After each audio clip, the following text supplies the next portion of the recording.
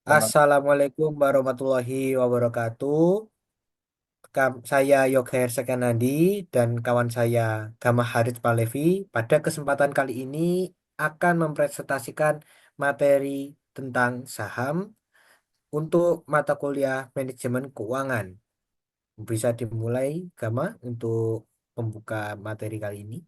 Ya, baik, terima kasih. Jadi yang perlu pertama kita ketahui dulu adalah tentang definisi saham itu sendiri. Nah, jadi saham itu dapat didefinisikan sebagai surat berharga yang menunjukkan kepemilikan seseorang atau badan usaha dalam suatu perusahaan. Dengan memiliki saham, maka pemegangnya berhak atas klaim pendapatan dan aset perubahan, serta memiliki hak suara dalam rapat umum pemegang saham atau yang disingkat sebagai RUPS. Nah, untuk istilah saham itu sendiri dapat ditemui di dalam perundang-undangan, yakni tepatnya pada pasal 109 angka 1 Perpu Cipta Kerja yang mengubah pasal 1 angka 1 UU PT yang menyebutkan bahwa perseroan terbatas adalah badan hukum yang merupakan persekutuan modal, didirikan berdasarkan perjanjian, melakukan kegiatan usaha dengan modal dasar yang seluruhnya terbagi ke dalam saham, dan memenuhi persyaratan yang ditetapkan dalam UU PT dan peraturan pelaksanaannya.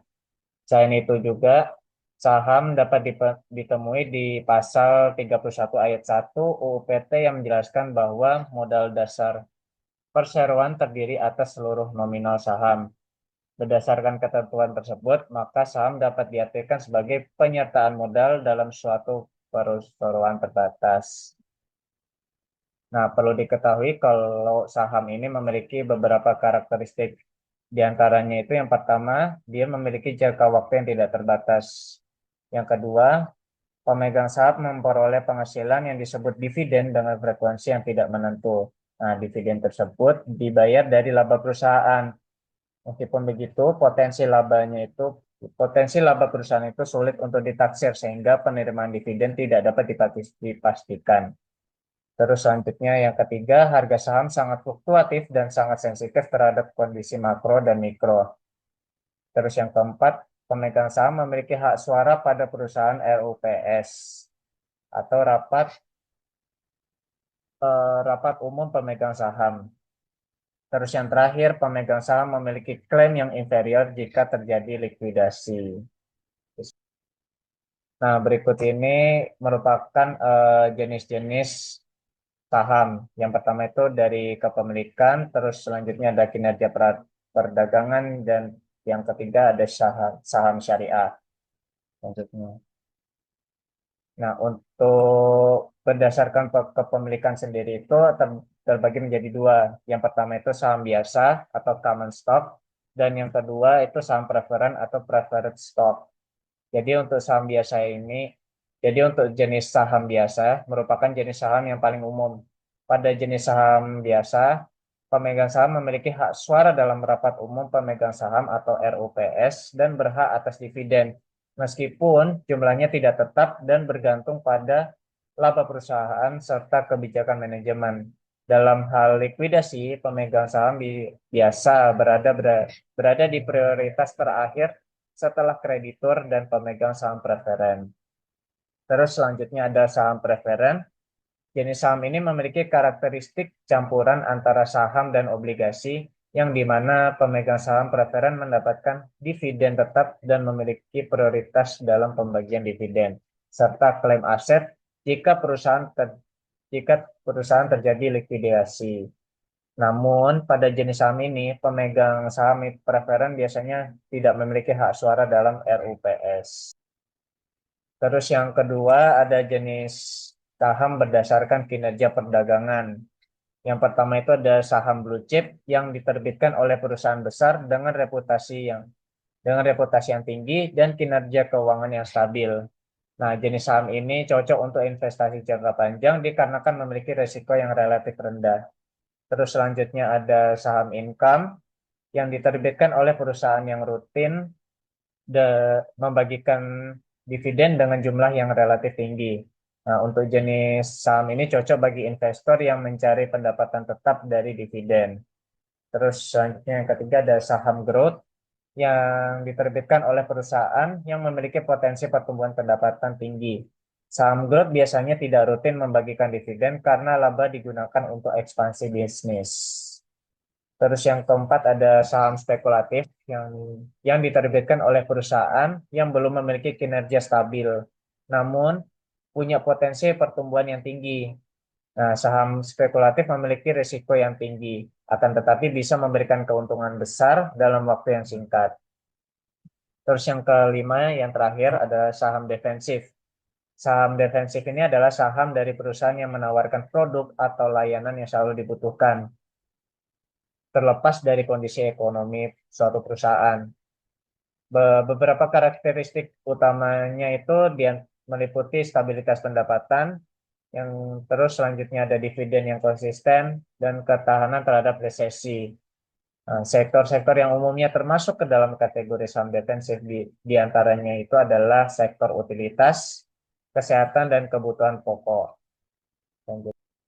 Nah, terus yang terakhir ada saham syariah yang di mana saham saham syariah ini merupakan saham dari perusahaan yang kegiatan usahanya tidak bertentangan dengan prinsip-prinsip syariah Islam, yang artinya jenis saham ini tidak terlibat ke dalam bisnis yang mengandung riba, perjudian, atau produk haram lainnya.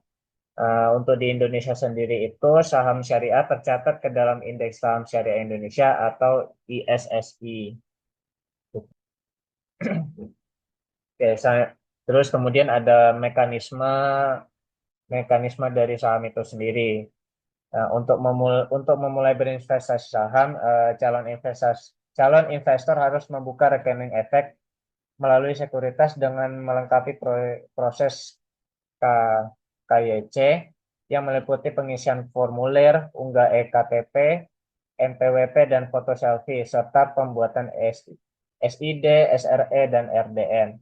Proses ini dapat dilakukan secara online. Nah, setelah setelah melengkapi proses KYC tadi, investor bisa membeli atau menjual saham melalui aplikasi sekuritas dengan memasukkan order sesuai jumlah lot dan harga. Order akan dieksekusi di Bursa Efek Indonesia jika ada kecocokan, dan penyelesaian transaksi berlangsung dua hari dua hari kerja setelahnya. Nah, terus selanjutnya investor akan dikenakan biaya berupa broker yang di mana itu besarnya sekitaran 0,0,5 0,15% sampai ke 0,35%.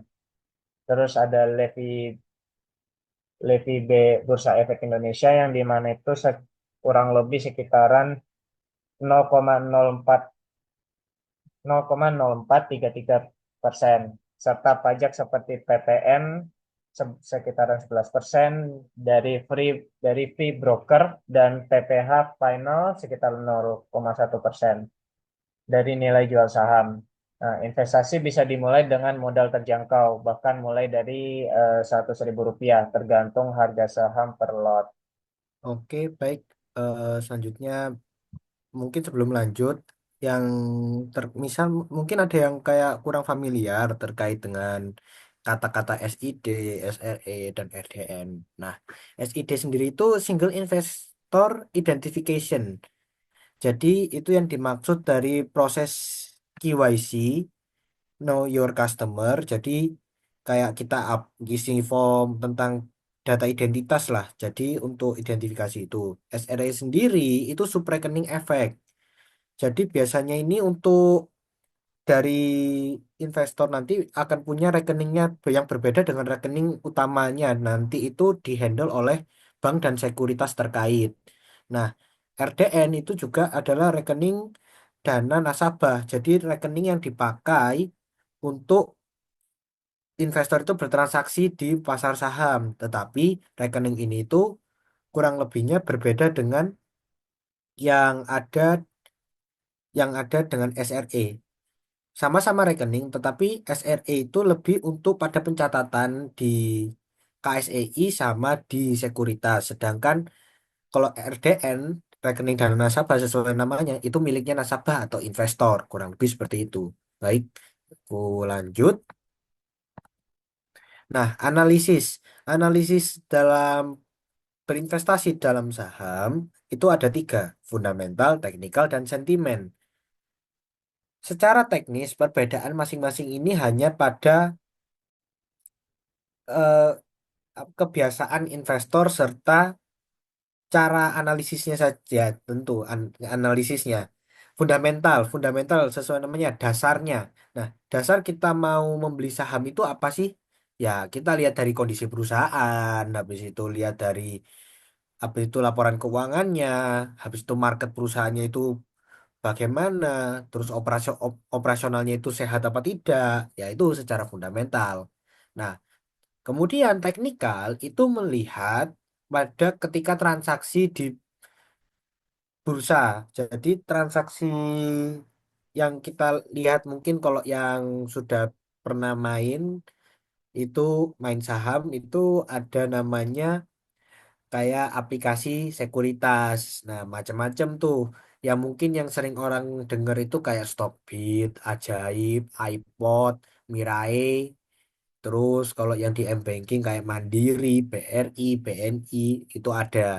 Nah, tapi kalau seingat saya sendiri yang dipunyanya M-Banking atau digital banking itu masih terbatas di reksadana atau obligasi. Mungkin nanti ada yang ingin memberikan koreksi, dipersilakan. Nah, jadi dilihatnya itu di tren historisnya. Jadi kayak, oh, secara perdagangan historis di 3 bulan ke belakang ini banyak sekali ada beberapa akumulasi dari beberapa sekuritas besar. Nah, itu akhirnya jadi sentimennya secara pattern atau secara historisnya nanti dia akan ada menunjukkan kayak oh kayak naik turunnya gimana itu biasanya lihatnya itu ada namanya kayak candlestick candlestick grafik ya tergantung orang-orang apa nyamannya cara analisisnya di teknikal itu seperti apa karena teknikal sendiri itu macam-macam juga sebenarnya dalamnya teknikal itu untuk mempersingkat hanya saya jelaskan secara apa ringkasnya saja. Lalu lanjut sentimen. Sentimen ini adalah sentimen pasar. Jadi kayak biasanya yang saham-saham yang dimiliki, bukan dimiliki, mohon maaf. Namun saham-saham yang sedang memiliki tren yang cukup baik. Contoh saham kalau sekarang ini karena situasi global tidak memungkinkan, emas kan cenderung naik tuh. Nah, otomatis yang perusahaan-perusahaan yang berkaitan dengan emas seperti perusahaan tambang emas, perusahaan yang yang mencetak emas itu yang mereka mendapatkan kayak sentimen yang bagus atau kayak persepsi yang bagus dikarenakan ya karena tadi seperti yang contoh itu emas lagi naik nih ya otomatis penjualan yang dimiliki yang didapat oleh perusahaan-perusahaan yang bergerak di tambang terutama tambang emas itu akan mendapatkan dampak positifnya penjualan mereka naik operasional mereka semakin berkembang karena banyaknya penerimaan dari penjualan kurang lebih seperti itu terus juga ada yang namanya sentimen berdasar dari corporate action nah untuk corporate action nanti akan dijelaskan cuman singkatnya tindakan dari perusahaan-perusahaan itu contoh yang saat ini itu perusahaan milik Prajogo Pangestu ya salah satu perusahaannya yang sudah masuk di bursa efek anak perusahaan tersebut akan meluncur di akan meluncur di bursa jadi yang kita sebut sebagai IPO initial public offering jadi awal-awal untuk di apa secara investor publik yang retail yang kecil-kecil dananya itu bisa menginvestasikan uangnya di perusahaan tersebut itu karena ada apa tindakan perusahaan yang ingin membuka perusahaannya kepada publik otomatis sentimen pada yang golongan saham yang di lingkup perusahaan tersebut itu akan terdukung untuk kayak memiliki tren yang positif. Lanjut. Nah, strategi investasi ini yang tadi saya maksud sebelumnya. Untuk kayak analisis itu tergantung dari strateginya masing-masing. Yang pertama itu value. Value itu seperti namanya, nilai. Jadi orang yang investor yang memakai strategi value, dia itu nyari saham yang nilainya itu apa namanya kalau disebutkan di PPT ini adalah undervalued. Nah, undervalued sendiri itu adalah kalau kita dari PPT tulisannya kan nilai intrinsik ya. Tetapi untuk mungkin lebih biar nggak terlalu bahasa teknisnya, lebih ke awamnya, undervalued itu ketika perusahaan itu secara nilai bukunya, nilai laporan keuangannya itu dia itu lebih besar dan lebih besar daripada harga sahamnya. Ini ada di materi sebelumnya kalau mungkin teman-teman kelas mata kuliah manajemen keuangan tahu. Itu jadi ketika perusahaan itu nilai buku laporannya itu lebih rendah dari harga sahamnya itu bisa dibilang juga undervalued. Tetapi undervalued tidak hanya itu, juga bisa dengan ketika perusahaan itu berjalan menghasilkan profit dan juga memberikan dividen itu adanya ada namanya ada itu kalau dia nah, namanya mohon maaf kan per book value price book value price ya PV price value-nya itu dia lebih kecil. Jadi kenapa kok malah lebih kecil? Karena dia price-nya itu dia lebih rendah daripada value yang dia keluarkan. Harga saham perusahaan itu lebih rendah daripada nilai, misal nilai keuntungannya, nilai dividennya itu lebih besar daripada harga sahamnya. Itu makanya disebut dengan undervalued. Lanjut, income. Nah, income ini itu adalah strategi biasanya juga di fundamental sama seperti value, value, income, growth itu itu biasanya Pak untuk dia makanya analisis fundamental. Income kembali lagi income sesuai namanya pemasukan. Jadi strategi ini itu membuat bertujuan membuat investor itu untung dengan pendapatan dari dividen. Jadi tidak berdasarkan nilai sahamnya. Ja- Dari perusahaan yang sering banyak memberikan dividen itu yang yang dibeli oleh para investor yang memakai strategi tersebut.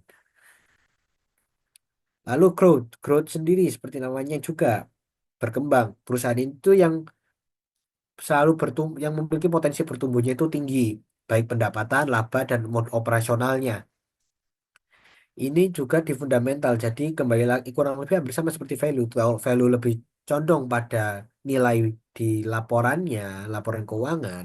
Sedangkan growth ini itu lebih berfokus lagi pada pendapatan, laba serta scale operasionalnya mereka yang semakin berkembang.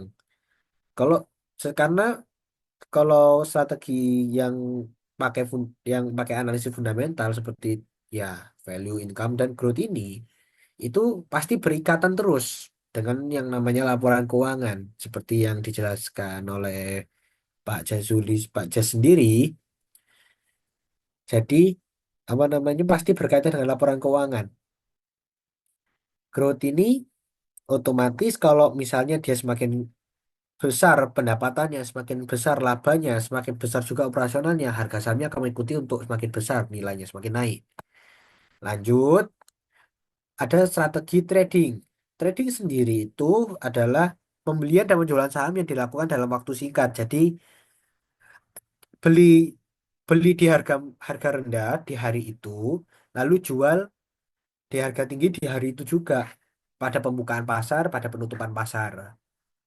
Itu strategi bis memang juga masuk ke strategi dalam bentuk analisis teknikal, namun lebih terkadang orang-orang lebih condong trading itu dipakai analisisnya analisis probabilitas.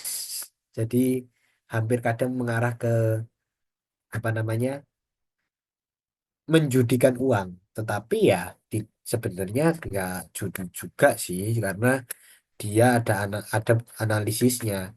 Nah, analisisnya itu tergantung.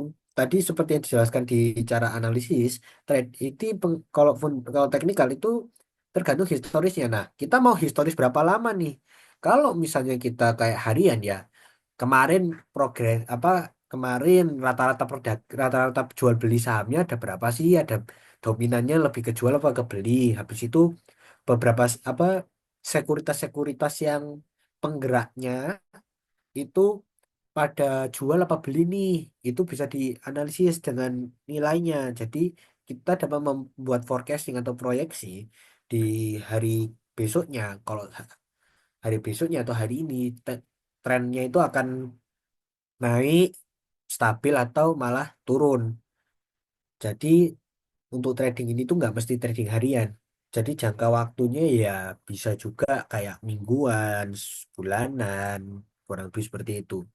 Terakhir, strateginya ada diversifikasi.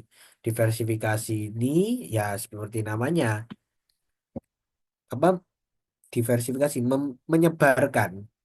Jadi strateginya itu alokasi investasinya ke berbagai aset dan atau sektor untuk agar resikonya itu tidak terlalu tinggi. Kalau cuman kita bergantung pada apa namanya nilai saham-saham yang fundamentalnya bagus dan sebagainya ya profit, iya profit, tetapi jangka waktunya kita kan kadang ada yang perlu butuh uang banget kan ya. Nah, gunanya diversifikasi ini agar enggak ketika saat sudah investasi nih, pakai cara fundamental, penuh fundamental. Itu tiba-tiba kamu butuh uang, tetapi kamu tahu secara fundamental kamu keuntungan baru bisa kamu ambil mungkin 1 tahun atau 2 tahun lagi.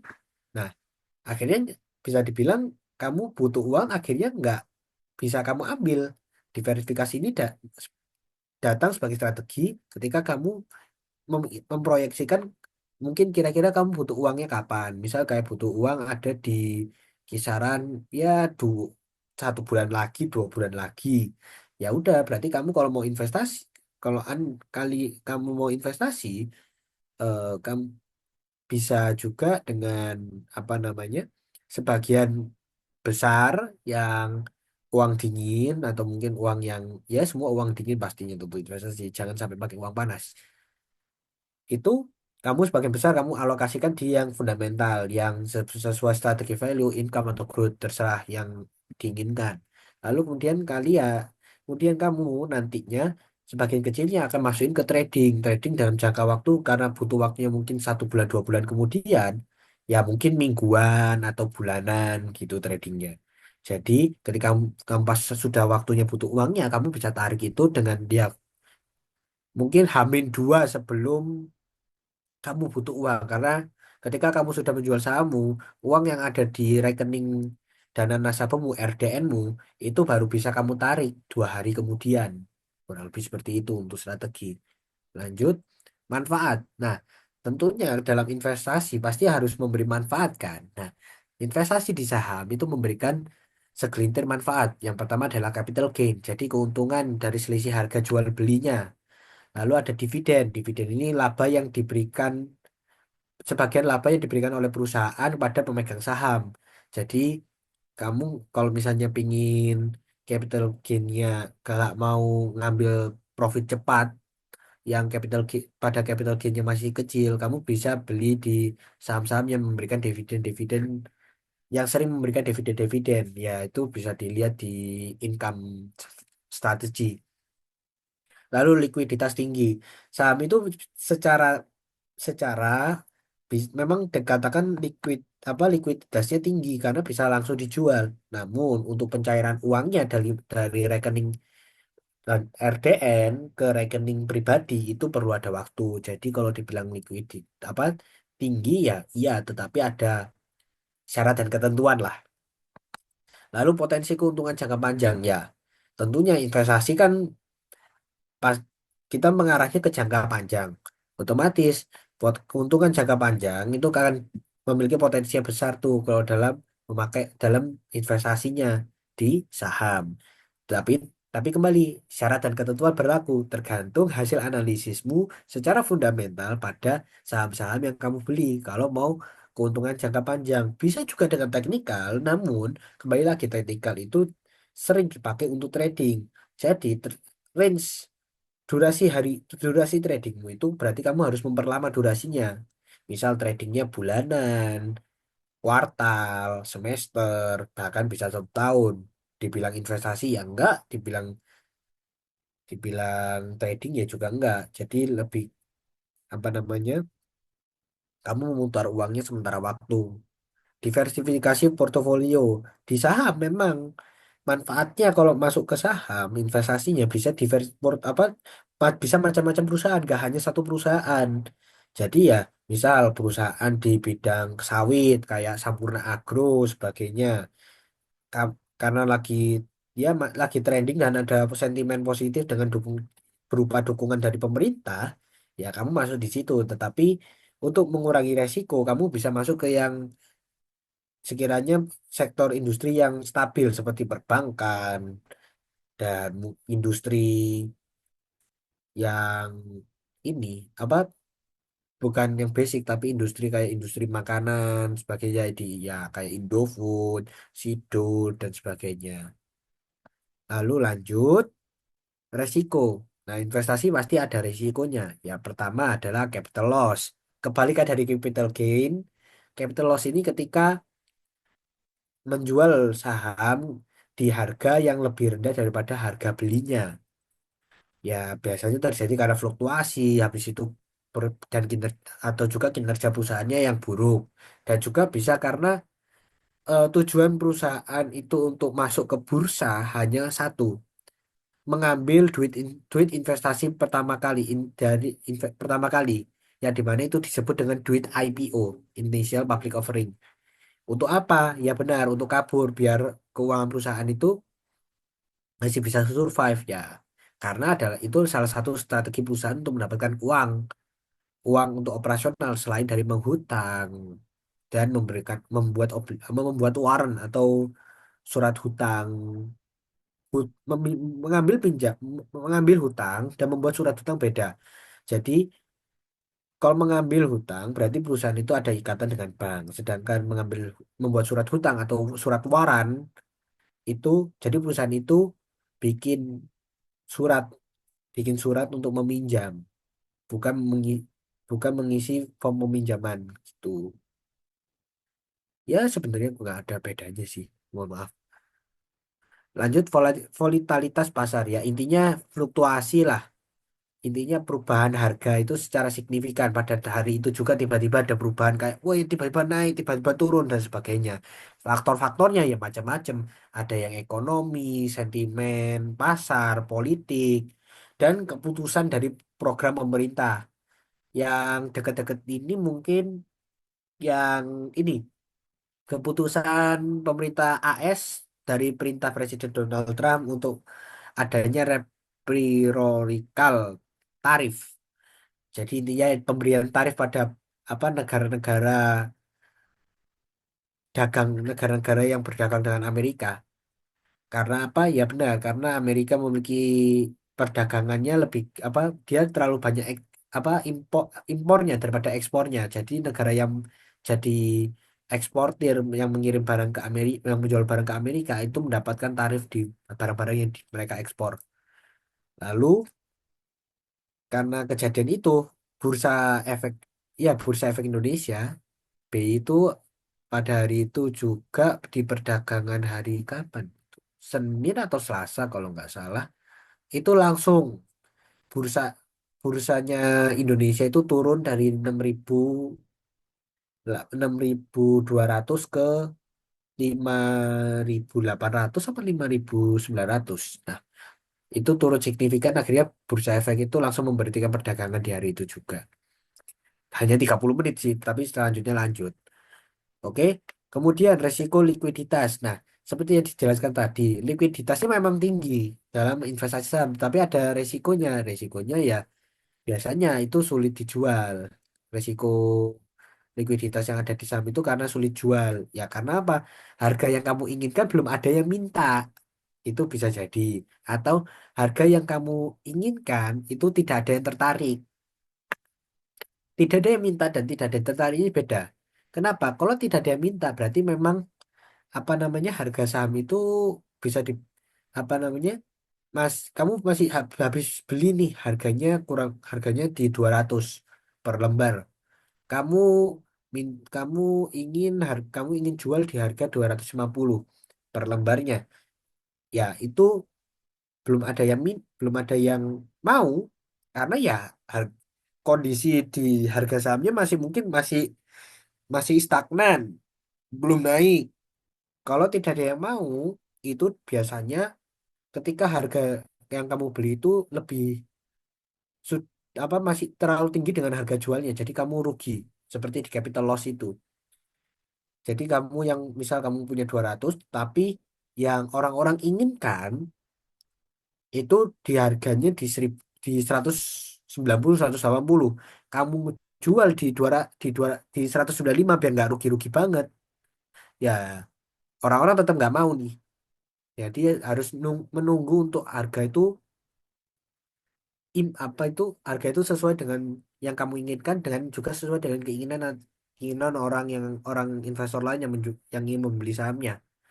Nah, lanjut resiko perusahaan. Nah, resiko perusahaan ini kurang lebihnya ya perusahaan itu ada kebangkrutan, habis itu berubah manajemen, skandal sebagainya. Itu yang menjadikan resiko. Karena apa? Dengan ada berita-berita seperti itu dapat dijamin harga sahamnya langsung turun. Contoh skandal ini perusahaan Timah, PT Timah. Itu karena skandal yang pencucian uang atau korupsinya Harvey Muiz itu kan langsung turun itu. Kalau misalnya bisa dilihat di berita, harga saham PT Timah langsung turun berapa persen setelah info itu pasti. Habis itu juga kalau kebangkrutan ada eh apa ya perusahaan yang dekat kebangkrutan yang jadi resiko ya Sritex.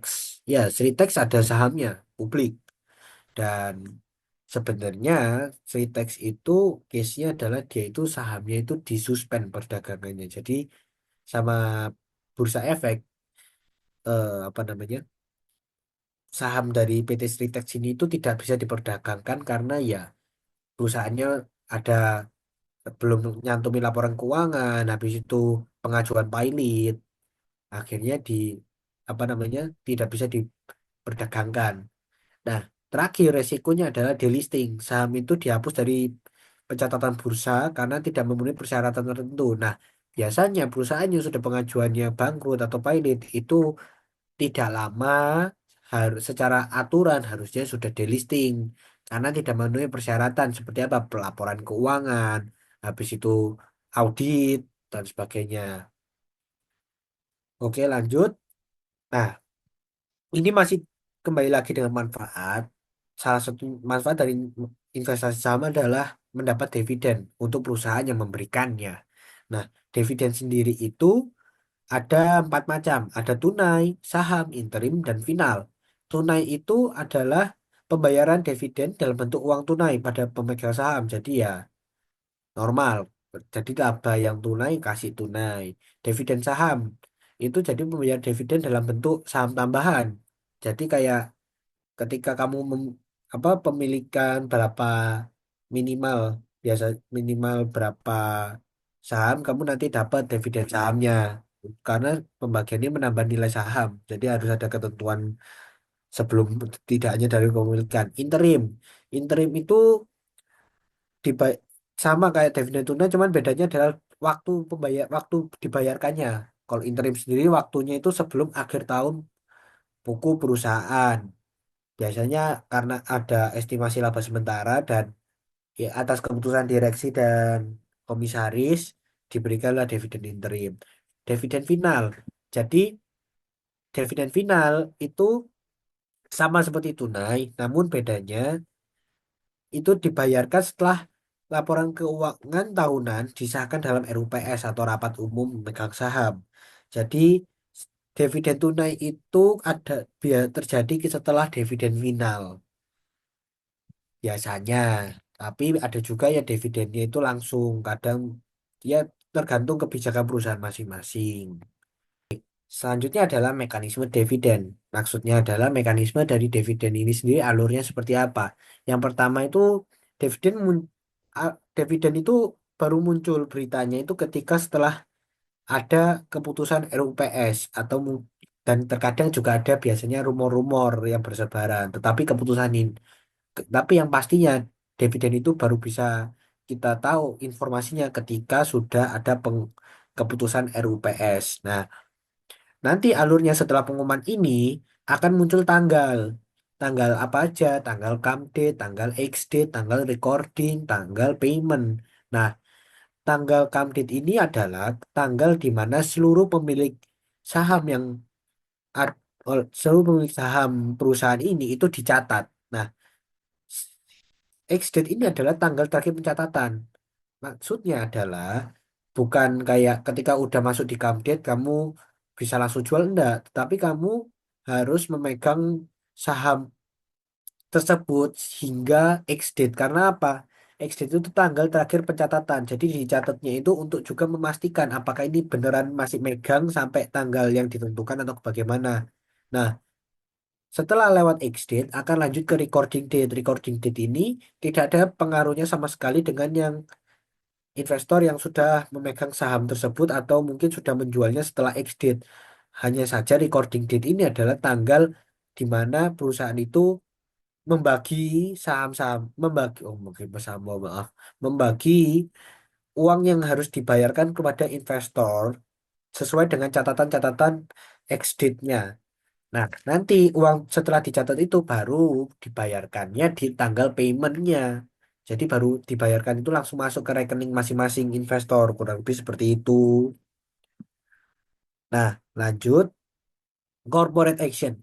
Nah, corporate action ini sendiri yang saya maksud di sentimen pasar adalah tindakan atau keputusan yang diambil oleh perusahaan. Jadi, tindakannya apa aja tuh? Ada namanya stock split. Jadi, apa namanya saham yang ada itu dipecah nilai nominalnya seperti ini. Pemecahan saham menjadi jumlah yang lebih banyak dengan nilai nominal yang lebih kecil untuk meningkatkan likuiditas saham. Jadi, misal satu saham satu saham itu menjadi 10, 1:10. Apa namanya? Jadi ketik saham itu anggap aja nilai per lembarnya 1.000. Nah, nilai satu per lembar 1.000 itu dipecah jadi 10 lembar. Berarti nilainya, nilai sahamnya itu menjadi 100. Jadi satu itu sama dengan 1.000, maka 10 sama dengan berapa ya? 100. Jadi harga 10 lembar baru ini itu 100. Jadi orang-orang itu harus bayar sekiranya sesuai dengan nilai stock splitnya untuk membayar lembaran saham yang mereka miliki. Nah, habis itu ada namanya reverse stock split. Jadi kebalikannya. Kalau tadi 1:10 itu adalah satu lembar menjadi 10 lembar, kebalikannya ya 10:1. 10 lembar saham menjadi satu lembar. Biasanya itu untuk meningkatkan nilai harga sahamnya, nilai harganya aja. Ya kembali lagi, kalau misalnya tadi itu 10 lembarnya itu apa namanya per satu lembar itu 100, jadi 10 lembarnya itu menjadi satu yaitu 1.000 gitu.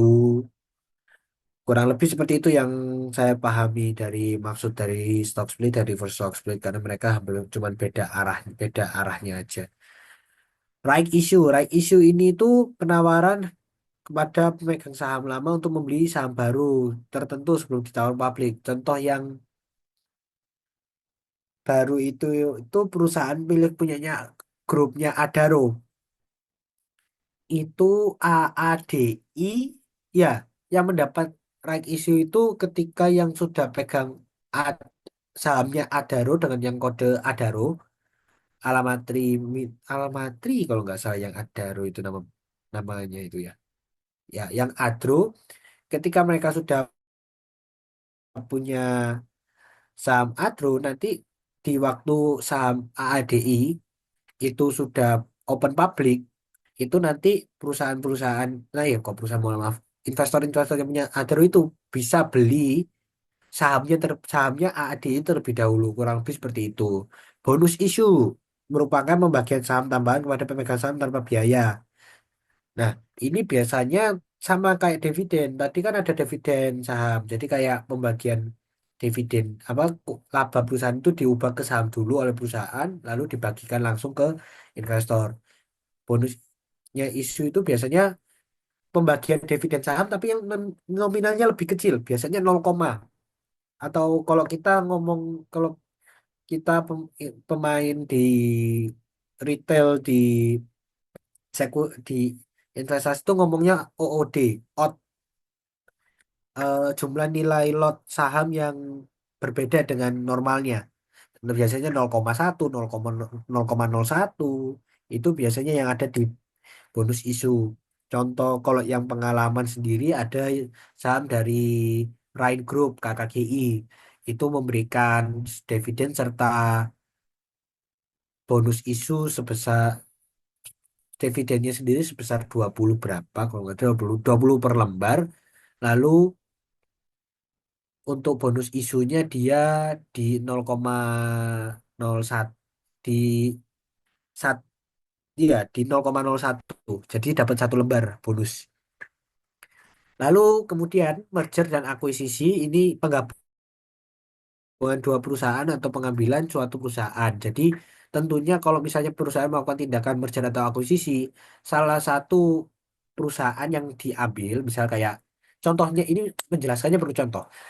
Contohnya yang sedang terjadi itu adalah Smartfren dan XL. Jadi XL ini tuh melakukan merger dengan mengakuisisi. Merger dengan Smartfren dengan jadi perusahaan utama yang melakukan tindakannya untuk yang membeli adalah XL sedangkan yang dibeli adalah Smartfren.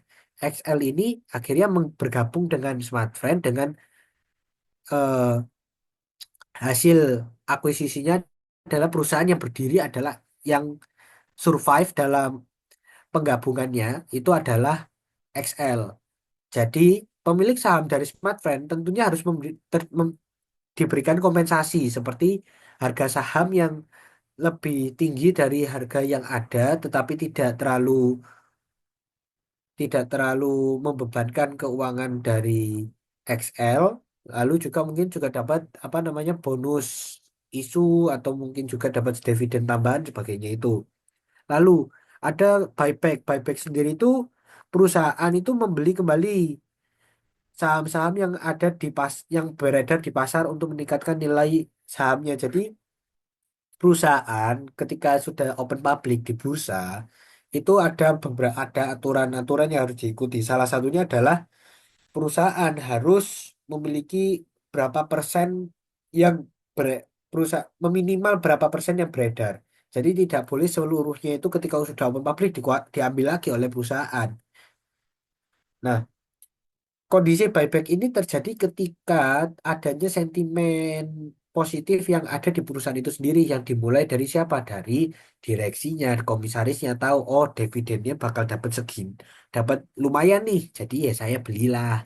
Nah, akhirnya perusahaan itu membuyback sendiri diwakilkan oleh dari direksi atau komisarisnya dan juga kadang untuk membuat sentimen yang bagus ya sama juga meningkatkan nilai. Sentimen ini contohnya kayak perusahaan apa bank-bank BUMN membuyback karena untuk program apa sejalan untuk program pemerintah yang memberikan keuntungan dari saham-saham yang beredar, saham-saham BUMN yang beredar, yang dimiliki oleh masyarakat ya akhirnya buyback. Kurang lebih seperti itu. Dan mungkin itu saja yang dapat disampaikan dari kelompok kami. Sekiranya ada salah kata atau kurangnya bisa disampaikan. Kami mohon maaf terlebih dahulu dan kalau ada kurang bisa disampaikan. Dan ketika ini mencukupi sekali bagi para audiens, kami berterima kasih sekali.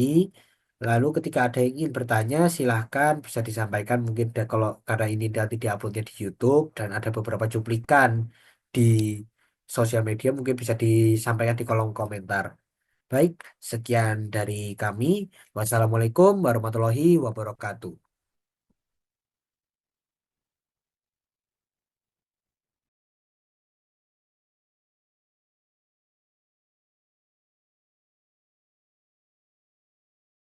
Bang, recording stop, Bang. Gimana? Oh ini.